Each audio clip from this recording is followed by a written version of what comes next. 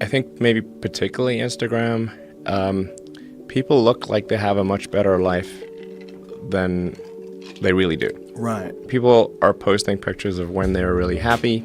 They're modifying those pictures to be better looking. Even if they're not modifying the pictures, they're at least selecting the pictures for the best lighting, the best angle. People basically seem they're way better looking than they basically really are. Right. And they're way happier seeming than they really are. So if you look at everyone on Instagram, you might think, man, there are all these happy, beautiful people, and I'm not that good looking and I'm not happy. So I must suck, and that's gonna make people sad.